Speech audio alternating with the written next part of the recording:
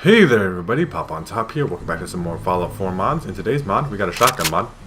This bad boy, the Pancor Jackhammer. This big, beefy tank of a shotgun. It's just like, looks mean and intimidating because it's just so large. I mean, I put a little reflex sight on there, but still, it's just a huge, blocky boy. We're going to shoot it off for a second just so you guys get an idea. Pretty fucking mean, right? Let's do one in third person just so you can see. That recoil I like though. It's got a little bit of a janky reload. It's got explosive shells too, so excuse me while I hurt myself a little bit. But like I said, it's kind of a big blocky textured boy, but it is a beefy man of a shotgun, right? It's got explosive shells currently. We're sitting here at 571 damage, which is massive. Extreme fire, extreme range somehow. 155 is asinine, I think, for shotguns. From my knowledge of how shotguns are handled, you want this shotgun for yourself? You go to the chemistry station under utility. You can craft it there, super easy. I have a bunch of utility categories, but you should only have one depending on your mods and stuff. You got Pancor Jackhammer. You need 2 science and 4 gun nets. So it's like your end game kind of shotgun type of deal, but like not the most restrictive material requirements there, right? Some pretty basic stuff. So obviously we got explosive shells. If I try to kind of hold this on a target for like half a second, meaty boy. We're gonna go to the weapon workbench though and see what kind of customization we can do with this weapon to show that off. It's not just explosive. Obviously, there's all kinds of receivers on them working all the way up. It doesn't make much sense to me that like some of these only require gun nut 1 because you can have gun nut 4 to just even craft the thing. I put Magnum on there. It is the maximum damage, but the recoil kicks like a son of a bitch. I like some of these descriptions here though. I want to read some of these to you because I think they're very cool. So like the advanced receiver is Deathclaw. What Deathclaw? Superior damage, improved firing rate, moderate recoil, decreased spread, increased range. Your rapid, powerful receiver, right? Atrocious controllability. Like the descriptions here are recoil dampened. So you can obviously make it less damage and then, hit more accurately and lightweight. You can do all kinds of things with it. Obviously this is a maxed out perks as well.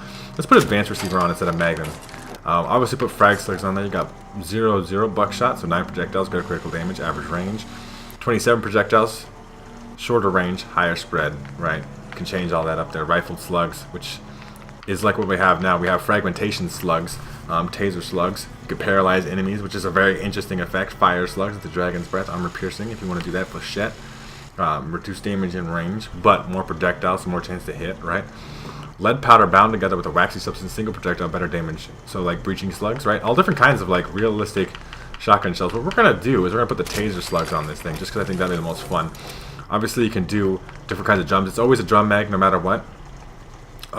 They weigh different amounts. It gets lighter as you go, and the fire rate gets better as you go as well, because it can feed. The better the drum, the more rounds it can feed up into that shotgun. There's iron sights, which is like just a big, nasty looking scope there. A short scope you can put on there if you're crazy, and a recon scope if you want to as well. Like I said, the shotgun's kind of always automatic, and then the legendary, that's a different mod that adds that effect. So it's pretty simple in terms of customization, but it does have like quite a bit of slug things. As you see, even if with the advanced thing on there, where the recoil's supposed to be better, I have to hold it down to even like try to control that. That's me trying to control the recoil. This is me not. Alright, so it gets pretty nuts. Alright, like regardless, you cannot make the recoil on this very good. But we're going to go test it out in some combat. We're going to try to paralyze some people with the shells. Obviously, you can kind of tap fire, and that might be the best way to go about it. And obviously, if there was a Deathclaw ever in your face, it'd be more like, and it would just be dead. Guaranteed. We'll see you guys when we get to some combat, though. Alright, everybody here. We're in our zombie arena. We're going to get this loaded up, and we're going to have a good time. Let's go to the super duper mart, and we're going to spawn in probably ghouls, because shotguns and ghouls are just like bestest friends, because ghouls have to run up on you, and obviously with a shotgun you prefer them to have a fairly close range. Obviously we're sniping, we can do other things. Snipe people from long enough range where they can't shoot us back. That's the whole point of sniping, I think, right? But this is going to be very fun. So good. I'm so excited for this shotgun. So, let's start the game. Let's spawn some ghouls. We might do a couple waves, just because I'm so excited to do this with this shotgun. Okay, so the wave should start very shortly. See where they spawn. Hey, some more shotgun shells for me. Thank you. Little cash register. And my perks. Obviously this works with lowered weapons too. If you have the lowered weapons mod, we can see that there. It does stun them though. Like you see, they don't die necessarily, but they fall over. And then you just like, if you want to. But they're super stunned. That's the most interesting thing. I've never seen that. on a gun mod before, right? So that's very interesting. I think that's a way cool way of handling that. Is that the whole first wave? Because I got caps, like it went up. So if you shoot him, they get paralyzed. So it's just like, he is dead. Like, there's nothing he can do about it. Just put one more round in his head just to make sure he stays dead. Obviously, I have extremely high headshot damage as well, so I want to mention that. Obviously, as you see, when you get this thing fully going, too, it gets pretty nuts. It's a really loud gun, too. And very hard to aim. I missed all those shells. The wall back there got some damage to it. But if you're, like, in certain hallway... Oh, there's a legendary one. Is he stunned? Now he is.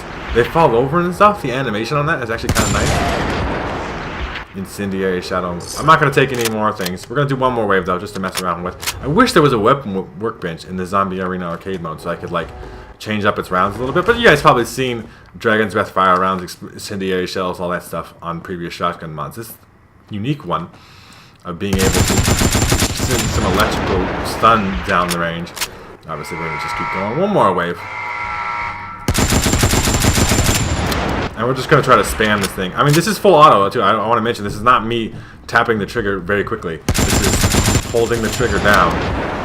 I mean, obviously, it's more useful to get one kill on a big target with this particular weapon than try to shoot a bunch of things. Obviously, you're wasting a lot of shells, and if you don't have technically unlimited or a lot, you're going to run out of them very quickly.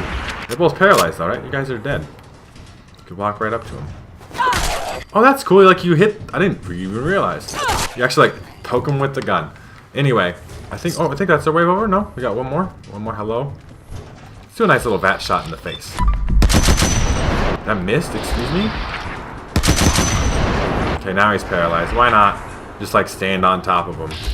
Aim for the head. Why is the vat shot in the head missing?